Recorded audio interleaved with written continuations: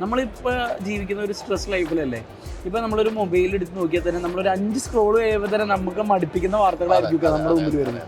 കട്ടപ്പനയിൽ സലീം കുമാർ പറഞ്ഞൊരു ഡയലോഗ് ഞാനത് പലവട്ടം ആലോചിച്ചു. അതായത് നീ പണിക്ക് പോകുന്നില്ലേ എന്ന് പറഞ്ഞാൽ അയാളൊരു കാരണം പറയാണ് പണിക്ക് പോയിരിക്കുന്നത്. സൂപ്പർമാൻ്റെ ആദ്യ രാത്രി. അപ്പോൾ ഈ അവഞ്ചേഴ്സിലെ ടീമുകളൊക്കെ വരുന്ന കല്യാണം. ഉദാഹരണത്തിന് സൂപ്പർമാൻ്റെ ആദ്യരാത്രിയുടെ മെയിൻ പ്രശ്നം എന്തായിരിക്കും? ഇയാള് പെണ്ണെ ഒന്ന് തൊടാൻ പോകുമ്പോൾ തന്നെ അപ്പം തന്നെ ഇയാൾക്ക് കോള് വരുമല്ലോ, ഫ്രെയിം മറിഞ്ഞ് കിണറ്റിനുള്ളിൽ കൊച്ചു വീണ്. ഇയാളെ സമാധാനം എപ്പോഴും പ്രശ്നങ്ങളായിരിക്കുമല്ലോ. നമസ്കാരം. ഇപ്പോൾ എന്നോടൊപ്പം ഉള്ളത് ബിബിനാണ്. നമുക്കറിയാം മിമിക്രി എന്ന് കേട്ടാൽ ഇദ്ദേഹമൊക്കെ വന്ന വഴിയാണ് മിമിക്രി. അതുകൊണ്ട് തന്നെ മിന്നിൻ താരം ഫംഗ്ഷനിൽ ഇദ്ദേഹം രാവിലെ തന്നെ എല്ലാ പ്രോഗ്രാമും മാറ്റിവെച്ച് എത്തിയിട്ടുണ്ട്. ഒത്തിരി നമസ്കാരം. നമസ്കാരം. യാത്ര, നിങ്ങളുടെയൊക്കെ ഒരു യാത്ര മിമിക്രിയിലൂടെയാണല്ലോ. അപ്പോൾ ഇത്തരം ഒരു പരിപാടിയോടൊന്നും വരാതിരിക്കാൻ പറ്റില്ലോ അല്ലേ? അതുകൊണ്ട് തന്നെ രാവിലെ തന്നെ എത്തി. എന്താണ് ഈ ഒരു കോൺസെപ്റ്റ് എങ്ങനെ കാണുന്നത്? ഞാൻ നേരത്തെ ഇവിടെ സ്റ്റേജിൽ പറഞ്ഞ പോലെ പലപ്പോഴും ഇപ്പോൾ അമറക് ബ്രന്തോണി തോന്നത്തിലായിരിക്കും എൻ്റെയൊക്കെ പേര് ആളുകൾ കേട്ട് തുടങ്ങിയിട്ടുണ്ടാവുക. പക്ഷെ അതിനു മുമ്പ് ഒരു 11 കൊല്ലം ഞാൻ TV എഴുത്തുകാരനാണ്. ഇക്കടക്കം ഒരുപാട് പരിപാടികൾ എൻ്റെ കണ്ടിട്ടുണ്ട്. പക്ഷെ ഞാനാണ് എഴുതിയെന്ന് നിൽക്കൊക്കെ അറിയില്ല. അത് തന്നെയാണ് ഇവിടെയുള്ള ഓരോ എഴുത്തുകാരുടെയും വിഷമവും. അവരെ തിരിച്ചറിയുന്നില്ല, അവർക്ക് വേണ്ടി ഒരു കാര്യങ്ങൾ ഇവിടെ ഉണ്ടാവുന്നില്ല. എപ്പോഴും അവരെഴുതിയ സ്ക്രിപ്റ്റിലൂടെ ഉള്ള കലാകാരന്മാരാണ് കമ്മ്യൂണിക്കേറ്റ് ചെയ്യുന്നത്. അത് പ്രേക്ഷകനെ പറ്റുന്നിട്ടൊന്നും കാര്യമൊന്നുമില്ല. അപ്പോൾ അതിൻ്റെ ആവശ്യകത എന്ന് പറയുന്നത് ഇതിലെ പുറകിൽ കഷ്ടപ്പെടുന്ന എഴുത്തുകാരെ സഹായിക്കുക, അവരെ ആളുകളുടെ മുന്നിലേക്ക് എത്തിക്കുക. അതൊക്കെയാണ് ഈ സംഘടനയുടെ പ്രധാനപ്പെട്ട ലക്ഷ്യം. അപ്പോൾ ഞാനും ഇതിൻ്റെ ഭാഗമാണ്. അപ്പോൾ പ്രത്യേകിച്ച് ഒരു ഗസ്റ്റായിട്ട് വന്നതല്ല ഞാൻ. അല്ല, അത് തീർച്ചയായിട്ടും അറിയാം. എങ്കിലും ഗസ്റ്റുകളിൽ നമുക്ക് സിനിമാ വർക്കുകളും കാര്യങ്ങളും ഉള്ളതുകൊണ്ടാണ് ഞാൻ അത്തരം ഒരു ചോദ്യം ചോദിച്ചത്. നമുക്കറിയാം ഈ സ്കിറ്റുകൾ എഴുതുമ്പോൾ, ഈ കോമഡി സ്കിറ്റുകൾ എഴുതുമ്പോൾ നല്ല കഴിവാണ്. കാരണം നമ്മളൊന്ന് ചിരിപ്പിക്കണം ആളുകളെ. അതെങ്ങനെയാണ് കാണുന്നത്? അവരുടെ ഒരു കഴിവ് എങ്ങനെയാണ് കാണുന്നത്? ഒന്ന് എനിക്ക് തോന്നുന്നത് എല്ലാ കാര്യങ്ങളും ഒബ്സർവ് ചെയ്യുക എന്നുള്ളതാണ് ആദ്യം. സമകാലീനമായ കാര്യങ്ങൾ, പിന്നെ എന്തിനേയും തമാശയോടെ നോക്കിക്കാണാവുന്ന ഒരു ചിന്തകൾ. പിന്നെ ഇവരെയൊക്കെ ഏറ്റവും വലിയ ഗുണം എന്താണെന്ന് പറയുക, നമ്മളിപ്പോൾ ജീവിക്കുന്ന ഒരു സ്ട്രെസ് ലൈഫിലല്ലേ. ഇപ്പോൾ നമ്മളൊരു മൊബൈൽ എടുത്ത് നോക്കിയാൽ തന്നെ നമ്മളൊരു 5 സ്ക്രോൾ കഴിയുമ്പോൾ തന്നെ നമുക്ക് മടുപ്പിക്കുന്ന വാർത്തകളായിരിക്കും നമ്മുടെ മുമ്പിൽ വരുന്നത്. അതിൽ നിന്നെല്ലാം മാറിയിട്ട് എല്ലാ കാര്യത്തിനെയും തമാശ പൂർവ്വം കാണുന്ന ഒരു കഴിവുള്ളവരെയും, പിന്നെ ഈ പറഞ്ഞ പോലെ ഞാനെപ്പോഴും ദൈവമായിട്ട് കണക്ഷൻ പറയും. നമ്മളൊരു പേപ്പർ എടുത്തിട്ടേ ഒരു തമാശ എഴുതാൻ വേണ്ടി ഇരിക്കുക. തമാശ വരണമല്ലോ, ഇതാര് തരുന്നു, ഇതാര് തോന്നിപ്പിക്കുന്നു എന്നുള്ളതാണ് ഒരു എഴുത്തുകാരൻ അനുഭവിക്കുന്ന സന്തോഷം. പലപ്പോഴും നമ്മൾ എഴുതി കഴിഞ്ഞ് കഴിയുമ്പോഴായിരിക്കും ഇതെങ്ങനെ വന്ന്. ഇപ്പം ഞാൻ ഇന്ന് രാവിലെ ഒരു ചായക്കടയിൽ ഒരാൾ, ഞാൻ ഭക്ഷണം കഴിച്ചിട്ട് വന്നപ്പോൾ ഒരാൾ വന്നിട്ട് പറഞ്ഞു, ബിബിന് നിങ്ങളുടെ കട്ടപ്പനയിൽ സലീം കുമാർ പറഞ്ഞൊരു ഡയലോഗ് ഞാനത് പലവട്ടം ആലോചിച്ചു. അതായത് നീ പണിക്ക് പോകുന്നില്ലേ എന്ന് പറഞ്ഞാൽ അയാളൊരു കാരണം പറയാണ് പണിക്ക് പോയിരിക്കുന്നത്. അപ്പം ഞാൻ പണിക്ക് പോയി കഴിഞ്ഞാൽ ഈ നാട് നന്നാവും, ഈ നാട് നന്നായി കഴിഞ്ഞാൽ ഈ രാജ്യം നന്നാവും, രാജ്യം നന്നായി കഴിഞ്ഞാൽ ലോകം നന്നാവും, ഈ ലോകത്തിൽ പെട്ടുള്ള പാകിസ്ഥാൻ. അങ്ങനെ ഞാൻ പണിയെടുത്തിട്ട് പാകിസ്ഥാൻ പണി ഇത് നന്നാവണ്ട, ഭാരത് മാതാക്ക് ജയ് എന്ന് പറയണ്ടല്ലോ. അയാളപ്പോ അതിനെ ഭയങ്കര വിശദീകരിച്ച് എന്നോട് പറയാണ്. അതെങ്ങനെയാ ചിന്തിച്ചു എന്ന്. സത്യം പറഞ്ഞ അറിഞ്ഞൂടാ, ഞാൻ പറഞ്ഞ പോയിന്റ് കിട്ടിയ സത്യം പറഞ്ഞ അത് അറിഞ്ഞൂടാ. അപ്പൊ അത് ആ സമയത്ത് തന്നത് ദൈവത്തിന് നന്ദി പറയുക, പിന്നെ ഈ പറയുന്ന പോലെ ഒബ്സർവ് ചെയ്യുക. അതൊക്കെ ആയിരിക്കും ഒരു എഴുത്തുകാരന് വേണ്ട ക്വാളിറ്റീസ് എന്ന് എനിക്ക് തോന്നുന്നു. തീർച്ചയായിട്ടും. ഇപ്പം കാസർഗോഡ്, തിരുവനന്തപുരമുള്ള ഒത്തിരി കലാകാരന്മാർ, അപ്പൊ നമ്മൾ 2 പിള്ളേരുടെ നമ്മൾ അത്ഭുതപ്പെടുത്തിയ 15 വയസ്സുള്ള ഒരു പയ്യൻ ഉൾപ്പെടാം. അത്തരം കഴിവുള്ള ഒത്തിരി ആളുകളുണ്ട്. അവർക്കൊക്കെ ഇപ്പം വേണ്ട രീതിക്ക് വേദി കിട്ടുന്നുണ്ട്. കാരണം റിയാലിറ്റി ഷോകൾ ഒത്തിരി വരുന്നുണ്ട്, വേദികൾ കിട്ടുന്നുണ്ട്. അവർക്ക് പിന്നീട് ഒരു ഉയർച്ചയിലേക്കുള്ള ഒരു സാധ്യത കാണുന്നുണ്ടോ? വേദിയിൽ നിന്നും ഒതുങ്ങി പോകുന്ന പോലെ തോന്നുന്നു. ഇല്ല, എൻ്റെ അഭിപ്രായത്തിൽ ഇപ്പോൾ എല്ലാവരുടെയും അൾട്ടിമേറ്റ് എന്ന് പറയുന്നത് സിനിമയാണല്ലോ. അതെ. പക്ഷെ ഇപ്പോൾ സിനിമയേക്കാൾ കൂടുതലുള്ളത് എന്താണ്, അവർക്ക് ഓപ്പർച്യൂണിറ്റി കൂടിയിട്ടേ ഉള്ളൂ. ഇപ്പോൾ ഒരു നല്ലൊരു പ്രൊഡക്റ്റാണ് അവൻ ഉണ്ടാക്കുന്നതെങ്കിൽ ലോകം മുഴുവൻ അവനെ കാണാനുള്ള സാധനമാണ് റീൽസ്, യൂട്യൂബ് ചാനലുകൾ. നമ്മൾ പണ്ട് ഒരു സ്റ്റേജിൽ ഷോ ചെയ്യുമ്പോൾ എത്ര കൂടി വന്നൊരു 10,000 പേര്, 20,000 പോട്ടെ, ഒരു 2 ലക്ഷം പേര് വെച്ചോ.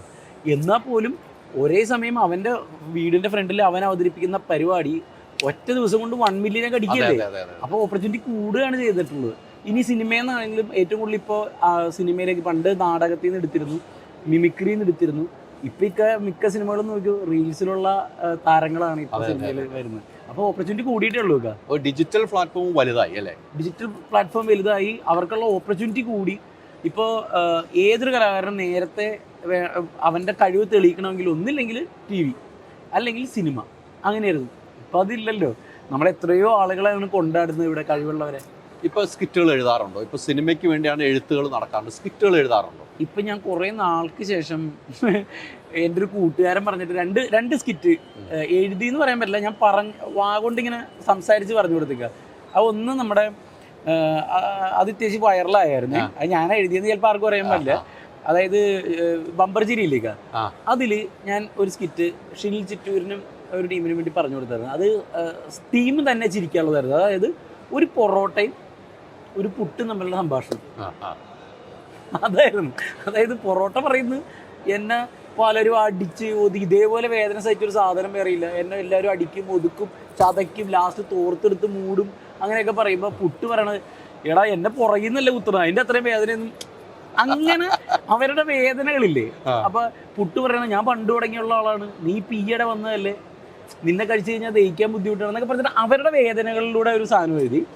അതേപോലെ തന്നെ ഒരെണ്ണം കൂടി എഴുതി, അതായത് സൂപ്പർമാൻ്റെ ആദ്യരാത്രി. അപ്പൊ ഈ അവഞ്ചേഴ്സിലെ ടീമുകളൊക്കെ വരുന്ന കല്യാണം, ഉദാഹരണത്തിന് സൂപ്പർമാൻ്റെ ആദ്യരാത്രിയുടെ മെയിൻ പ്രശ്നം എന്തായിരിക്കും, ഇയാള് പെണ്ണെ ഒന്ന് തൊടാൻ പോകുമ്പോൾ തന്നെ അപ്പൊ തന്നെ ഇയാൾക്ക് കോള് വരുമല്ലോ, ഫ്രെയിം മറിഞ്ഞ് കിണറ്റിനുള്ളിൽ കൊച്ചു വീട്, ഇയാളെ സമാധാനം എപ്പോഴും പ്രശ്നങ്ങളായിരിക്കുമല്ലോ. അങ്ങനത്തെ ഒരു സാധനം അത് ഞാൻ പറഞ്ഞു കൊടുക്കുകയാണ് ചെയ്തത്. പക്ഷെ അതൊരു സ്കിറ്റായി, എനിക്കിഷ്ടമാണ് ഇപ്പോഴും എഴുതാൻ ഇഷ്ടമാണ്. ഇപ്പം സിനിമയ്ക്കുള്ള സ്ക്രിപ്റ്റുകൾ എഴുതുന്നുണ്ടോ? അതാണ് സിനിമയ്ക്കുള്ളതാണ് ഇപ്പൊ. അതായത് നമ്മൾ പറയൂലേ, അതായത് 10-11 കൊല്ലം ഇനി എൻ്റെ ഓർമ്മയിൽ കോമഡി കസിൻസ് ആണ്, ബൈച്ചേട്ടൻ്റെ കോമഡി കസിൻസ് ഞാൻ ആദ്യം എഴുതുന്നു. അപ്പോൾ എനിക്ക് 16 വയസ്സാണ് സ്റ്റാർട്ടിങ്. അന്ന് മുതൽ ബഡായി ബംഗ്ലാവ് വരെ 11 കൊല്ലത്തെ ജേണി ഉണ്ട്. 27 വയസ്സിലാണ് എനിക്ക് കൃത്യം പറഞ്ഞു കഴിഞ്ഞാൽ ബഡായി ബംഗ്ലാവ് എഴുതിക്കൊണ്ടിരിക്കുമ്പോൾ തന്നെയാണ് അമർ അക്ബർ ധോണി വരുന്നത്. അപ്പോൾ ഒരു കാലഘട്ടത്തിൽ നമ്മളൊരു ജോലി ചെയ്തു. ആ നമ്മുടെ ജോലിയുടെ ഉദ്ദേശം എന്തായിരുന്നു, നമുക്ക് സിനിമയിൽ വരണം എന്നുള്ളതായിരുന്നു. അത് വന്നു, ഇനി നമ്മൾ അതിൽ പണിയെടുക്കുക എന്നുള്ളതാണ്. പിന്നെ നമുക്ക് എഴുതേണ്ട വന്നാൽ നമ്മൾ എഴുതും. പക്ഷെ നമ്മൾ ഇനി ഇനി ഹിറ്റുകൾ സിനിമകൾ നമ്മൾ ആദ്യം കൊടുത്ത പോലത്തെ ഇനിയുള്ള നല്ല നല്ല സിനിമകൾ ഉണ്ടാക്കുക എന്നുള്ളതാണ് ഇപ്പൊ എൻ്റെ ആഗ്രഹം. അത് പണി നടക്കുന്നുണ്ട്. നിങ്ങൾ ഒരുമിച്ചുള്ള യാത്ര തന്നെയാണോ ഇനി തുടർന്നും? വിഷ്ണു ഒരുമിച്ച് തന്നെയാണ്. ഇപ്പൊ ഞാൻ വിഷ്ണു കൂടി ഒരുമിച്ചാണ് ഇപ്പോൾ എഴുതുന്നത്. അതല്ലാണ്ട് ഇൻഡിവിജ്വലി ഞാൻ എഴുതുന്നുണ്ട്. അത് ഞങ്ങളുടെ തമ്മിലുള്ള അണ്ടർസ്റ്റാൻഡിങ്, ഞങ്ങൾക്ക് അങ്ങനത്തെ പ്രശ്നമൊന്നുമില്ല. ഒരു പടം ഞാൻ ഒറ്റയ്ക്ക് എഴുതുന്ന പടമുണ്ട്, അങ്ങനെയുണ്ട്. പുതിയ പ്രൊജക്ട് എൻ്റെ ഒരു 3-4 പടം വെടിക്കെട്ടിന് ശേഷം ഞാൻ ഒന്ന് ഗ്യാപ്പ് എടുത്തിട്ടുണ്ടായിരുന്നു സ്ക്രിപ്റ്റ് എഴുതാൻ വേണ്ടിയിട്ട്. ഇപ്പോൾ അഭിനയ പരിപാടിയാണ് ഇപ്പോൾ കൂടുതൽ പിടിച്ചേക്കുന്നത്. മരതകം വരാനുണ്ട്, ICU എന്നുള്ളൊരു പടം വരാനുണ്ട്, വിശുദ്ധ തെമ്മാടികൾ വരാനുണ്ട്, ബാഡ് ബോയ്സ് വരാനുണ്ട്. ഇതിൻ്റെ ഇടയിൽ പോയിട്ട് ഒരു അക്കാഡമിക്കലി നല്ലൊരു സിനിമ ചെയ്തായിരുന്നു, നദി എന്നും പറഞ്ഞിട്ട്. നദി നല്ല ഒരു എക്സ്പീരിയൻസ് ആയിരുന്നു ആ പടം. ഇത്രയും പടങ്ങൾ നമ്മൾ നിലവിൽ ബാക്ക് ടു വരാനുണ്ട്. എന്താണ് പുതിയ ഈ പ്രോഗ്രാമുമായി ബന്ധപ്പെട്ട് പ്രേക്ഷകരോട് പറയാനുള്ളത് എന്താണെന്ന് വെച്ച് കഴിഞ്ഞാൽ, ഇപ്പോഴും ഞാൻ പറയുന്ന പോലെ ഈ ഒരു സ്ക്രിപ്റ്റ് ഉണ്ടാവുന്നതും ഒരു പ്രോഗ്രാം ഉണ്ടാവുന്നതും ഒരിക്കലും 1-2 പേരുടെ മാത്രം കഴിവില്ല. അതിൻ്റെ പുറകിൽ കഷ്ടപ്പെടുന്ന അധ്വാനിക്കുന്ന ഒരു വലിയ കലാകാരന്മാരുടെ പ്രയത്ന ഫലമാണ്. അപ്പോൾ അതും കൂടി നിങ്ങളുടെ മുമ്പിലേക്ക് ഞങ്ങൾ കൊണ്ടുവരികയാണ്. അതാണ് റൈറ്റൽ സംഘടന. തീർച്ചയായിട്ടും ഒത്തിരി സന്തോഷം. ഇത് മൂവി വേൾഡ് മീഡിയ ആണ് ഡിജിറ്റൽ പാർട്ട്ണർഷിപ്പ് എടുക്കുന്നത്. ഇത് പ്രേക്ഷകരുടെ മുമ്പിലേക്ക് എത്തിക്കുന്നത് നമ്മൾ ഈ പ്രോഗ്രാം ഫുള്ള് നമ്മൾ കവർ ചെയ്ത് എത്തിക്കുകയാണ്. അതിൻ്റെ ഇടയ്ക്ക് നിങ്ങളെപ്പോലുള്ള ആളുകളെ വെച്ച് നമ്മൾ ഒരു 10 മിനിറ്റ് സംസാരവും കൂടെ പ്രേക്ഷകർ എത്തിക്കുകയാണ്. ഷർട്ട് മാറി കണ്ടതിൽ വളരെ സന്തോഷം. അല്ല, ഇക്കേ മാറി, ഇപ്പൊ വേറെ എന്താ പറയണ, ഞാൻ അന്ന് പറഞ്ഞ കാര്യങ്ങളൊക്കെ മാറി തുടങ്ങി. വളരെ സന്തോഷം എനിക്കിങ്ങനെ കാണുന്നതിൽ. Thank you very much.